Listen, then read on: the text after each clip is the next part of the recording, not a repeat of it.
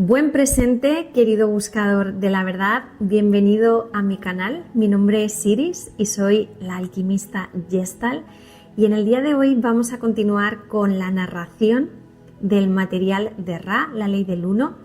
Vamos por la última parte de la introducción. Hoy terminamos con esta parte y te recomiendo que si no lo has hecho, escuches los 3 audios anteriores referentes a la introducción de la ley del 1 para que tengas un contexto más amplio sobre todo lo que se va a tratar en esta maravillosa canalización. Estoy muy feliz de que me estés acompañando con esta información de alto valor que enciende las memorias en todas nuestras células, que activa toda la energía del espíritu aquí en la materia. Y sin más, te dejo con esta cuarta parte. Iré seguramente haciendo algún comentario y te recuerdo que en la parte tercera de la introducción habíamos terminado con una comunicación hecha a un supuesto errante, a un supuesto ser errante encarnado aquí en la Tierra. Era una regresión en la que se estaba haciendo preguntas a esta persona y estaba dando información sobre otra posible vida en otro plano, en otra densidad planetaria o de consciencia. Ahora continúa hablando Carla.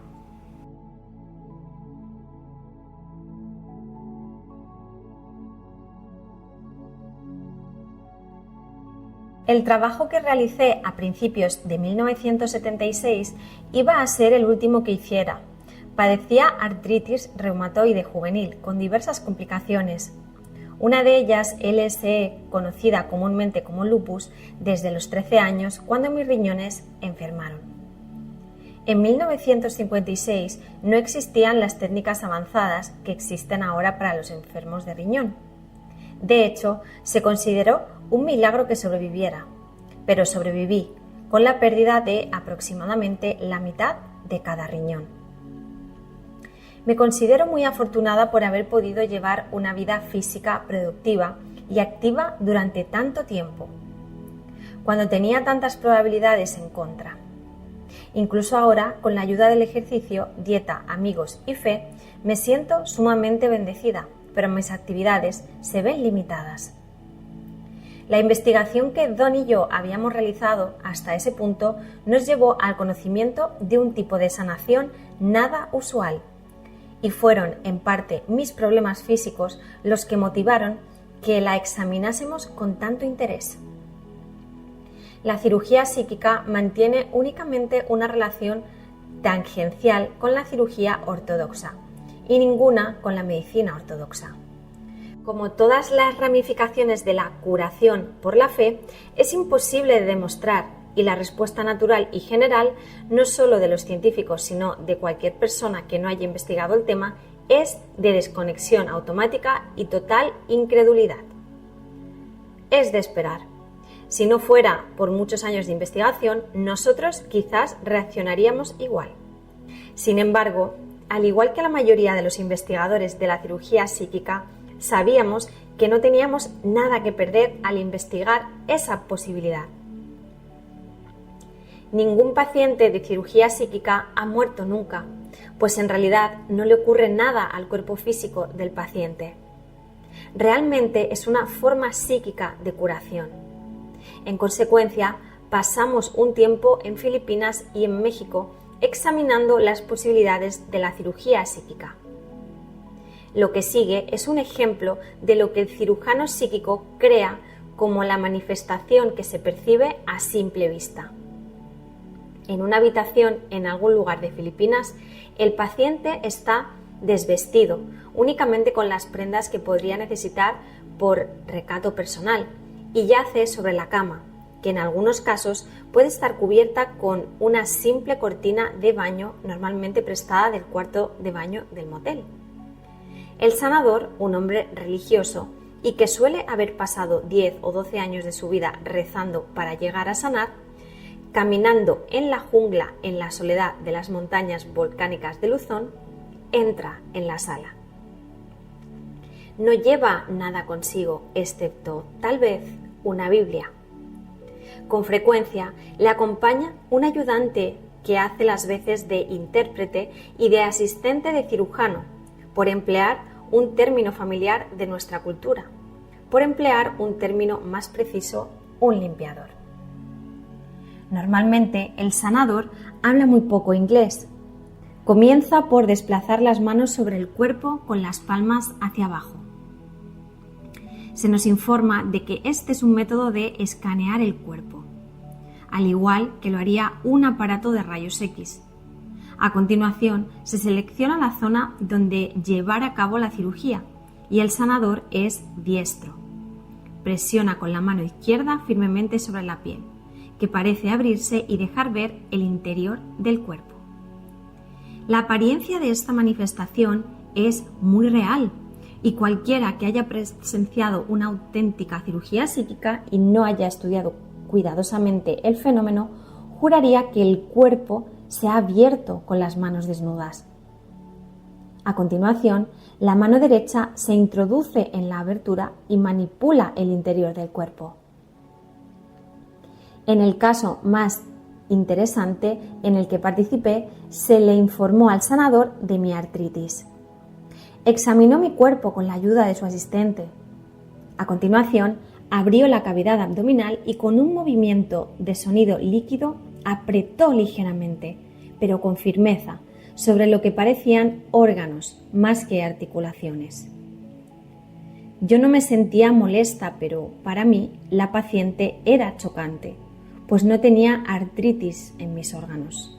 Después extrajo lo que parecían 3 piezas bastante pequeñas y de aspecto alargado, de material sanguinolento, en cuyo centro había una pequeña porción de material duro.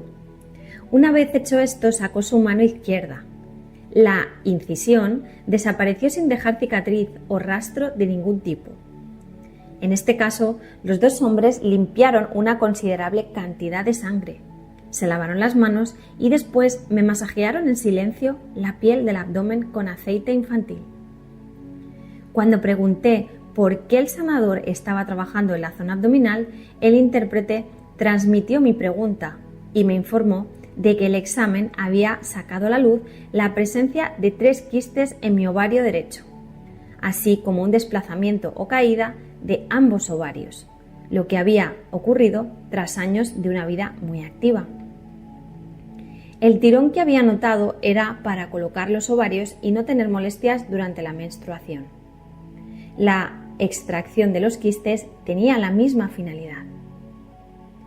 Aunque mi ginecólogo había diagnosticado estos 3 pequeños quistes en mi juventud, nunca había hablado de ello a Don Elkins, ni de hecho a nadie, pues no es un tema fascinante de conversación.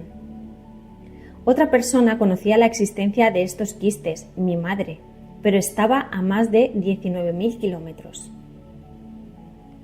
Cuando regresé a los Estados Unidos, mi ginecólogo examinó la zona y confirmó que los 3 quistes ya no eran palpables, y así han continuado desde entonces.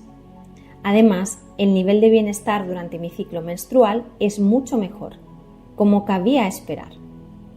El masaje con aceite infantil es una manera muy simplificada y poco ostentosa de curación magnética, en la que se rezan oraciones y se visualiza una luz protectora alrededor de la zona afectada, para contribuir a la curación.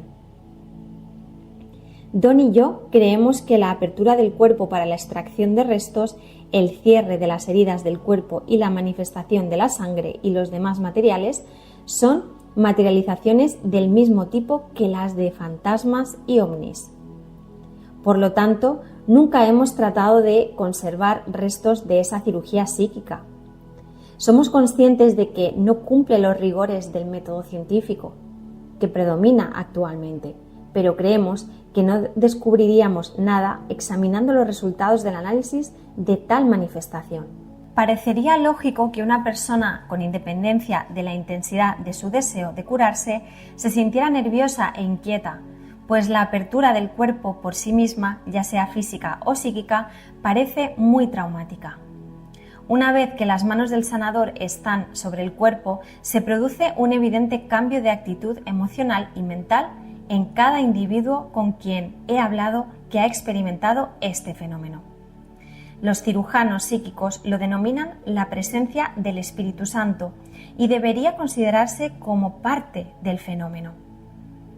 A finales de 1977 y a principios del 78 acompañamos al Dr. Andrija Puharich y a sus colegas de investigación a México DF para investigar a una cirujana psíquica mexicana, una mujer de 68 años llamada Pachita, que había practicado durante muchísimos años.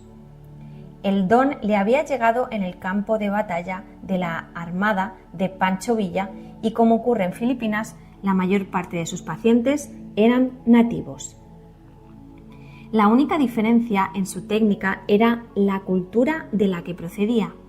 En Filipinas, la sanación psíquica surgió de una creencia sumamente literal en el cristianismo, tal como fue predicado por los misioneros españoles durante 300 años.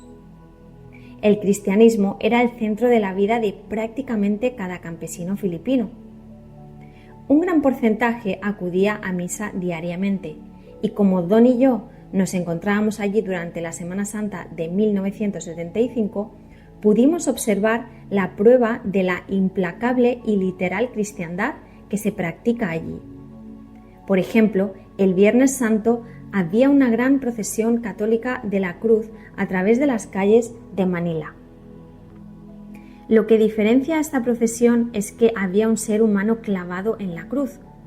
Muchos habían rivalizado por esa posición y el que la había conseguido, cuando le preguntaron, respondió simplemente que se sentía muy exaltado y esperaba ser acogido de nuevo el año siguiente.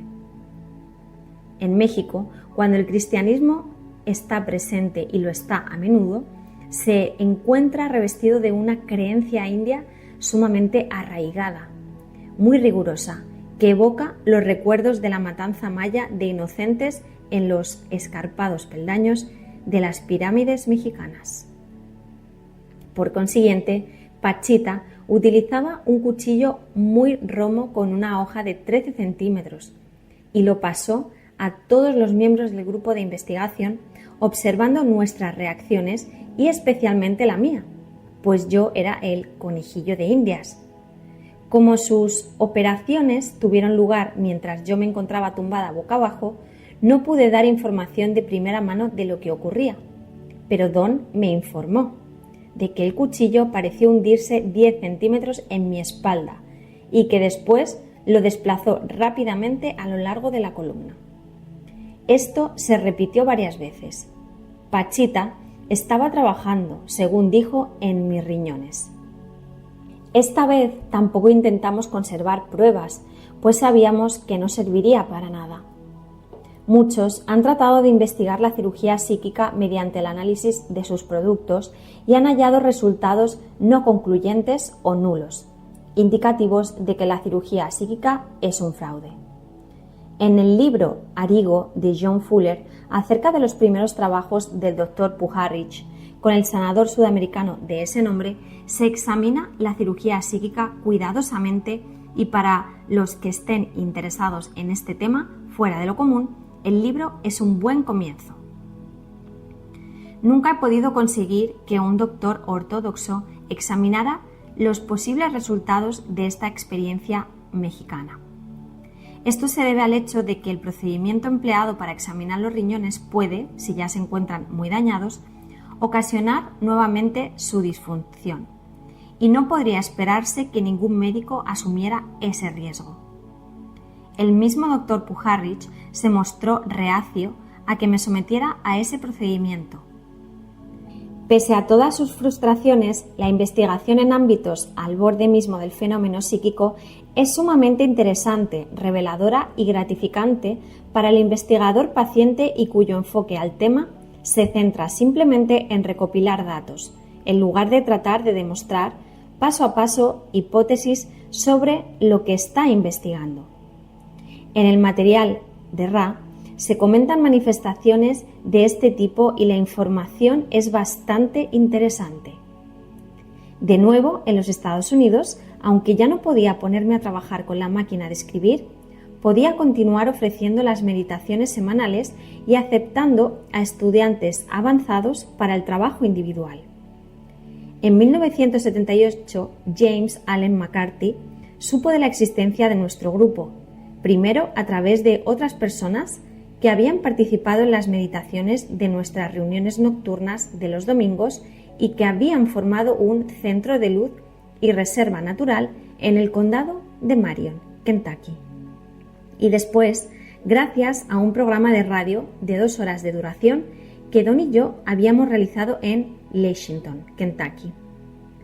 Se presentó allí con gran parte del grupo de meditación del condado de Marion para experimentar nuestras meditaciones. Después de 2 meditaciones, el grupo entero dejó de venir, pero Jim estuvo recorriendo el trayecto de 225 kilómetros casi semanalmente a partir de la primavera de 1980. Durante muchos años, Jim había estado investigando algún método para ayudar a la humanidad. Nacido en 1947 y titulado en Empresariales y en Educación, había estudiado también métodos alternativos para la enseñanza de la expansión de la conciencia. Parte de ese tiempo lo pasó trabajando con niños de núcleos urbanos, pero comenzó a experimentar un deseo muy intenso de descubrir una idea más clara de lo que buscaba realmente. En 1972 se apuntó a un curso de expansión de la conciencia denominado autocontrol cerebral, con un hombre rudo de edad avanzada que vivía en una cabaña de madera a 3.000 metros en las montañas rocosas en Colorado. Durante este curso tuvo conocimiento por primera vez de la posibilidad de comunicación con una civilización avanzada del espacio exterior, no mediante medios de fabricación humana, como radios, telégrafos o aparatos electrónicos, sino mediante el uso de los lóbulos frontales del cerebro humano. Puesto que esta experiencia fundamental tuvo lugar en medio de la naturaleza, en un entorno de rocas, pinos y enebros, decidió buscar una zona igualmente remota en la que pudiera ofrecer a otros estas experiencias de autocontrol cerebral. En 132 acres situados en la parte central de Kentucky, con un riachuelo como carretera de acceso, formó el Rock Creek Research and Development Laboratories y comenzó a trabajar en el ámbito que más le apasionaba, la evolución de la humanidad. Impartió algunos seminarios sobre el tema, pero no halló excesivo interés, por lo que volvió a una vida de granja y soledad durante los siguientes 6 años y medio, cultivando su propia comida, meditando y estudiando. Seguía conservando la curiosidad sobre cómo sería mantener una comunicación clara y bidireccional con seres inteligentes avanzados, y así disfrutaba mucho de las meditaciones con el grupo de Louisville, aunque también había estado interesado previamente en el trabajo realizado en un grupo de Oregón.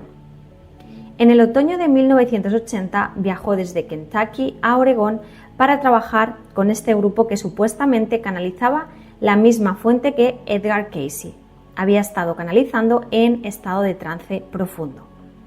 Sin embargo, el conocimiento que había adquirido de las reuniones nocturnas de los domingos y del estudio avanzado que había tenido conmigo había influenciado su búsqueda interior y aparentemente su mente decidió por él tras pasar solo 2 meses en Oregón. Sintió que tenía que volver a Louisville y trabajar con Don y conmigo.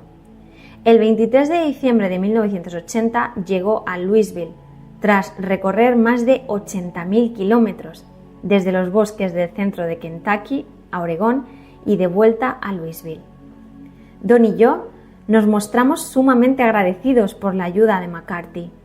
Sus capacidades eran extraordinarias, tenía facilidad para captar el material metafísico desde sus días en la universidad y había leído extensamente durante todos esos años, por lo que llegó a nosotros con gran información sobre nuestros ámbitos de estudio. Se hizo cargo de la parte física de la investigación, clasificando, tomando notas, transcribiendo las grabaciones y manteniendo la correspondencia que se había suspendido desde mi enfermedad. Jim, siempre tan concienzudo, vendió su tierra. LL Research se fusionó con Rock Creek Research and Development Laboratories y mantuvimos nuestro antiguo nombre societario para nuestra actividad de publicación. Adquirimos una nueva máquina de escribir, los dedos de Jim, fortalecidos por 6 años y medio de vida en la granja. Eran demasiado grandes para mi antigua máquina de escribir eléctrica y nos dispusimos a... ¿Qué? No lo sabíamos. Consideramos la posibilidad de escribir un nuevo libro que actualizara lo que habíamos aprendido en Secrets of the UFO, y el papel en blanco estaba listo para ser escrito. Jim había comenzado a investigar en nuestros voluminosos archivos. 3 semanas después de su llegada comenzó el contacto con Ra. Durante todos los años que había estado canalizando, lo había hecho conscientemente, empleando mi voluntad para revestir los conceptos telepáticos con mi propio lenguaje. En 1980, una vieja amiga y miembro del grupo de meditación, Elaine Flaherty, murió trágica y prematuramente. Padecía diabetes juvenil y murió siendo treintañera. Había pasado muchos días junto a ella en el hospital antes de que finalmente abandonara su cuerpo, y me dijo varias veces que quería asegurarse de que su marido, Tom, supiera que ella estaba bien tras su muerte, que sabía que era probable. Asimismo, se lo había dicho a Tom, también un veterano miembro del grupo de meditación. Tras el funeral, Tom vino a verme y me preguntó si podría tratar de entrar en contacto con Elaine. Después de haber presenciado tantas sesiones de espiritismo sin haber desarrollado un fuerte compromiso personal con el tipo de comunicación que es previsible recibir de los propios parientes ya fallecidos, en principio me mostré reacia a intentar hacer de medium. Sin embargo, estos eran buenos amigos míos y no podía negarme. Tom, Don y el hijo de Elaine y Tom, Mike, se reunieron conmigo para el primer intento. Tras unos momentos en los que me ofrecí conscientemente al contacto con Elaine, perdí la noción del tiempo, y cuando desperté, Tom había grabado lo que sonaba con la voz de Elaine hablando a través de mí. Esa fue mi primera experiencia de trance. No supe cómo ocurrió y hasta hoy sigo sin saberlo. Tom me preguntó si podría hacerlo una vez más y de nuevo caí en lo que parecía un trance muy profundo, del que no recordaba nada y del que escuché lo que parecía la voz de Elaine en la cinta después de la sesión. Don afirmó que si me hubiera oído desde la habitación contigua sin verme, hubiera jurado que era Elaine. Esta labor era sumamente agotadora para mí y le pedí a Tom que aceptara el hecho de que realmente no deseaba continuar siendo este tipo de medium. Tom accedió afirmando que tenía lo que Elaine le había prometido y que estaba satisfecho. Sin embargo, tan solo unos días después, mientras trabajaba con un estudiante avanzado de meditación, Leonard Cecil, recibí un nuevo contacto que no había tenido con anterioridad. Como hago en todos los casos, cuestioné a esta entidad en el nombre de Cristo, pidiéndole que se marchara si no era mensajero de la consciencia crística. Se mantuvo allí, por lo que me abrí a ese canal. De nuevo, entré casi inminentemente en trance y la entidad, que se denominaba a sí mismo Ra, comenzó su serie de contactos con nosotros. Este contacto prosigue, es fascinante y para mí fuente de cierta inquietud. La persona que decide convertirse en un canal vocal, para empezar, ha dado un paso que para algunas personas es bastante difícil. Esto es la disposición para pronunciar las palabras de alguien que no está bajo el propio control. En la canalización a voluntad es posible decidir finalizarla, sin embargo, también es posible pronunciar cosas sin ningún sentido, porque el canal nunca sabe de antemano cuál será el siguiente concepto. Me apresuro a añadir que esa falta de sentido nunca ha ocurrido en mi experiencia y que las canalizaciones siempre han tenido un sentido suficientemente razonable y en muchos casos han sido muy inspiradoras. No obstante, en una sociedad en la que se enseña a medir las palabras con cierto cuidado, parece irresponsable dejar soltar sencillamente lo primero que viene a la mente.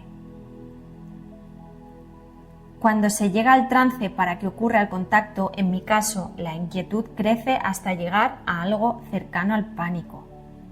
No sé cuál es el proceso del trance y siempre tengo el temor de que no ocurra nada en esa sesión, que me mantenga consciente y que no reciba ningún contacto.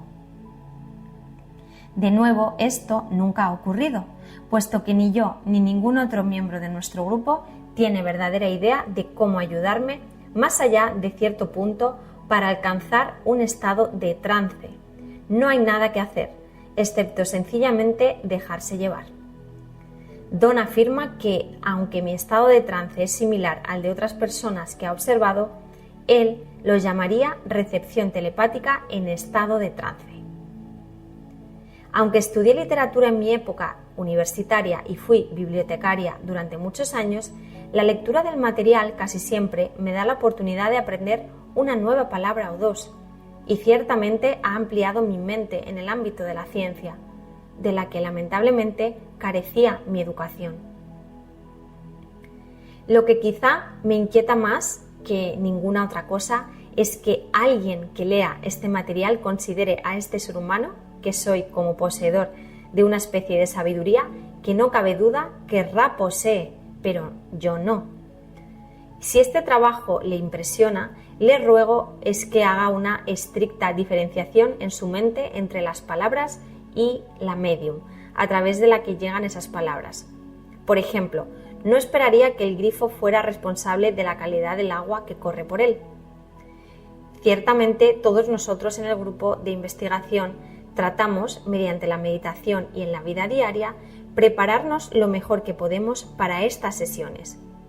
No obstante, lo que se presenta a través de nuestro grupo tiene su propio peso y no puede decirse que refleje la sabiduría o el avance espiritual de ninguno de sus miembros. Como se suele decir, de ignorantes está el mundo lleno.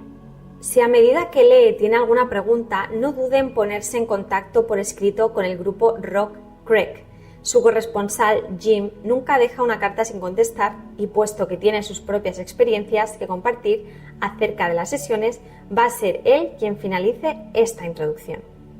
Hasta aquí entonces las últimas palabras de Carla, la persona que, como ya sabes, canaliza a Ra, y ahora va a hablarnos Jim, que es esta persona de apoyo, esta tercera persona crucial en la canalización de Ra. Jim. Somos principiantes a la hora de saber cómo tiene lugar el contacto con Ra, y ha sido únicamente a través de un proceso de ensayo y error, sesión tras sesión, como hemos ido aprendiendo a dar apoyo a nuestro instrumento, Carla, en el aspecto mental, físico y espiritual. Cuando comenzó el contacto con Ra, estábamos tan entusiasmados que manteníamos 2 sesiones al día. Pero entonces supimos que esa forma de proceder era demasiado extenuante para Carla. Ahora mantenemos una media de 1 sesión a la semana o cada 10 días, lo que nos permite prepararnos para cada sesión con el máximo nivel de atención que parece requerir a medida que avanzamos en ellas. En las preguntas que formula Don en cada sesión se ha reflexionado mucho. Cada uno de nosotros aporta ideas, pero la mayor parte de la línea de preguntas la lleva a cabo Don, ya que cuenta con años de experiencia en la investigación del fenómeno de los contactados ovni, necesaria para desarrollar la base intelectual que se precisa en cualquier intento de unir las diversas piezas de este rompecabezas. Además, tiene el sentido de intuición vital para seguir las respuestas inesperadas y profundamente reveladoras que suele dar Ra con otras preguntas improvisadas en el momento para aprovechar los nuevos conceptos comprendidos. Tras haber decidido mantener una sesión la noche anterior al día de la sesión, nos levantamos por la mañana, tomamos un desayuno ligero y comenzamos una serie de pasos que nos ayudan a completar con éxito la sesión. Doy a Carla un masaje en la espalda de media hora de duración para relajar sus músculos y articulaciones antes de cada sesión. ya que tendrá que permanecer totalmente inmóvil durante 1 hora o 1 hora y 45 minutos. Después, meditamos para que se intensifique la armonía que tratamos de conseguir en nuestras vidas cotidianas y para que nuestros deseos se unifiquen en el único deseo de asistir al contacto con Ra. A continuación, realizamos nuestro ritual de protección y limpieza de la sala en la que se realizará el contacto y colocamos a Carla sobre la cama, en posición horizontal, cubriéndola con una sábana blanca, sus ojos con un paño blanco y asegurando los 3 micrófonos de la grabadora justo por debajo de su barbilla, para que no perdamos nada de la sesión si se estropea alguna de las grabadoras. Para entonces, todo lo que se ve de Carla es su cabello cayendo a ambos lados de los hombros y su nariz sobresaliendo del mar de tela blanca que le rodea. Mientras ella recita mentalmente la oración de San Francisco, Don coloca en la posición adecuada la mesa sobre la que descansa la Biblia, una vela, incienso y un cáliz de agua en línea recta con su cabeza, como Ra ha recomendado. Una vez que Don enciende la vela y el incienso, él y yo caminamos el círculo del 1 alrededor de Carla y repetimos las palabras con las que se inicia cada contacto. Después, en un momento dado, Carla abandona su cuerpo físico y Ra lo utiliza para pronunciar las palabras que forman las respuestas a las preguntas de Don. Yo medito y envío luz a Carla mientras dura la sesión, lo que solo interrumpo para dar la vuelta a las cintas cuando llegan al final de cada cara. Cuando finaliza la sesión, Don espera por unos momentos a que Carla regrese a su cuerpo, con frecuencia bastante entumecido, pronuncia su nombre unas cuantas veces hasta que responde. Le ayuda a incorporarse, le frota el cuello y le da a beber el cáliz lleno de agua que él y yo hemos llenado con tantas vibraciones de nuestro amor como hemos podido. Puesto que Carla no tiene idea de lo que ha ocurrido durante la sesión, siempre tiene la mayor curiosidad por saber el resultado, pero tiene que conformarse con pequeños fragmentos de información de segunda mano, hasta que termino la transcripción de lo grabado en las cintas, lo que normalmente es sencillo, pues Ra habla bastante lentamente y articula cada sílaba con pronunciación clara. Participar en esta comunicación con Ra ha sido sumamente inspirador para cada uno de nosotros debido a la mezcla de elocuencia y simplicidad que caracteriza sus respuestas. La información contenida en el material de Ra nos ha sido de gran ayuda para incrementar nuestro conocimiento sobre el misterio de la creación y nuestra evolución a través de él. Esperamos que a los demás también les pueda ser útil. LL Research, Don Elkins, Carla Rueckert, Jim McCarthy, Louisville, Kentucky, 7 de julio de 1983. Hasta aquí la introducción a las canalizaciones de Ra, y antes de empezar con las sesiones de canalización a través de Carla, se nos muestran algunas fotografías de cómo es el procedimiento, de cómo es la preparación, de cómo acomodan a Carla, de cómo preparan la sala, y también se nos comparten algunas partes de las canalizaciones de Ra en las que habla precisamente de esto, de la importancia de documentarlo tal cual es, de la importancia de cuidar al instrumento que es Carla para estas canalizaciones, etc. Te comparto una de estas canalizaciones en las que se da información sobre precisamente esto, sobre cómo documentar todo lo que está ocurriendo en la sala de forma correcta, y es referente a la sesión número 88 del 29 de mayo de 1882. Dice: en primer lugar, si se toman fotografías de un trabajo, la imagen visual debe representar absolutamente lo que es decir, conviene fotografiar lo que ocurre verdaderamente en la sesión, sin simulaciones ni sustituciones de ningún elemento. No debe haber ninguna distorsión que el grupo pueda evitar, al igual que no deseamos ninguna distorsión de nuestras palabras. En segundo lugar, no es aconsejable fotografiar al instrumento o cualquier punto del lugar de trabajo mientras el instrumento se encuentra en trance. Este es un contacto de banda estrecha y deseamos mantener las energías eléctricas y electromagnéticas constantes cuando su presencia sea necesaria y evitar totalmente su presencia en el resto de los casos. En tercer lugar, en el momento en que el instrumento tenga conciencia de que va a fotografiarse, ya sea antes o después de la sesión de trabajo, es necesario que durante todas las tomas conteste continuamente a lo que se le dice, asegurando así que no va a producirse un trance inminente. Os pedimos que todas las fotografías representen la verdad, que estén datadas y que brillen con una claridad tal que no quede ningún resquicio de sombra, sino más bien la expresión genuina que puede ofrecerse a quienes buscan la verdad. Venimos como humildes mensajeros de la ley del uno, deseosos de disminuir las distorsiones.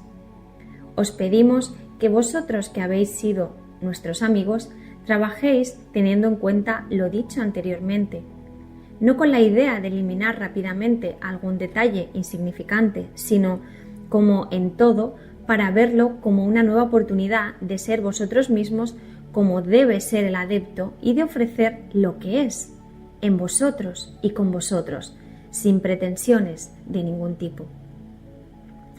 Bueno, como veis, Ra tiene toda la intención de no crear distorsiones en el material canalizado, que todo sea lo más claro, lo más limpio, lo más puro posible, y para ello da estas indicaciones a Don Elkins, a Carla y a Jim. En las fotografías se nos muestran los altares que preparaban, se nos muestra a Carla en las diferentes posiciones, los diferentes días, a Jim cuidándola y preparándola. Se nos muestra también la preparación de Don Elkins.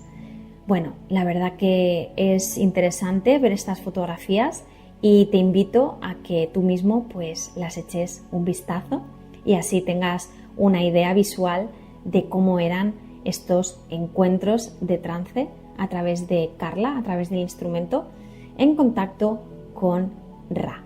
Ahora sí, estás listo para empezar a escuchar las canalizaciones de Ra, esta querida conciencia colectiva de sexta densidad que viene a enseñarnos tanto sobre el amor, o más bien nos viene a recordar tanto sobre la fuerza del amor, sobre nuestra verdadera esencia, que se quedan cortos los agradecimientos o la gratitud que yo siento al escuchar y al recibir este material.